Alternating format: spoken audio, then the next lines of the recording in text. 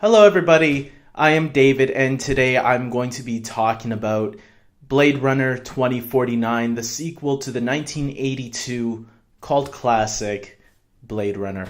The original starred Harrison Ford. This one stars Harrison Ford once again alongside Ryan Gosling.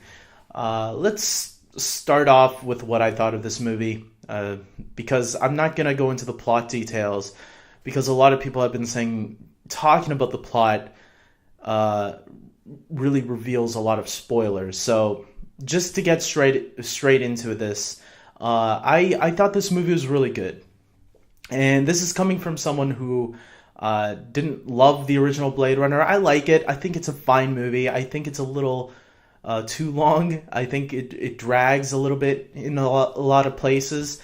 And I'm going to admit, in the beginning of this film, I thought it kind of dragged a little bit. I felt something this movie did right was it definitely captured the spirit and tone of the original Blade Runner film, which I thought was an excellent job in that sense. But if you were not a fan of the original Blade Runner film, I've heard some people who are not a fan and still came out loving this movie. And, I still came out liking it. But I'll admit, it was a little bit too long. There were times I was wondering, man, when is something going to happen? And, it's a movie, just like the first one, takes time telling its story. It wants you to get emotionally invested in what it's the story that it's telling. It, just like the original film was a detective story, this is a detective story in the beginning as well. When a big plot twist happens, though, maybe midway through the movie, I started changing. I started getting more invested into it. And that's where this movie differs for me than the last film, where I feel this one actually had a little bit more to offer. And when a big twist happens that I'm not going to reveal, that's when I actually became more invested into the movie, and I started paying attention more, and I was like, wait a minute, okay, wait, this is getting interesting now.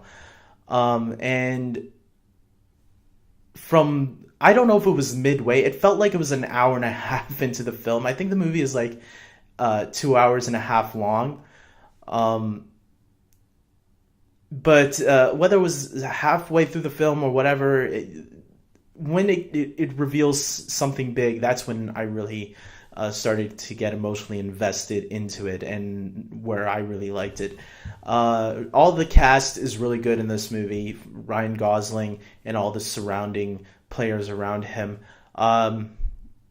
If you're expecting Harrison Ford, lower your expectations. I'm going to say that's it. I'm not going to reveal nothing more than that. Something this movie really did really well as well was, I said earlier, how it captures the spirit and the tone. And that's not an understatement. The movie feels like it could have been a continuation of the Blade Runner film from 1982. Like, this could have been 10 years. They could have made this movie 10 years later, and this could have been a true continuation of that. And it is. The art direction, the set designs, the lighting, the cinematography, all of it looks really great and feels like it's a product of, it could have been a product of the 80s, obviously with some enhanced features, like the special effects obviously are a lot more better nowadays than it was in 1982. But I just rewatched the 1982 version not too long ago, and the special effects and all that still hold up for a 1982 film. Even the score itself sounds like it came directly from the original, so that's another plus. I am going to say that if you are not a fan of the original movie, like not a hardcore fan, I want to recommend it, but I want people to know that this is not like a fast-paced movie. And if you are someone that needs a movie to really grab your attention and keep your attention, you might not be satisfied with that. I thought this was a movie that wasn't going to make me satisfied, and in the beginning I wasn't.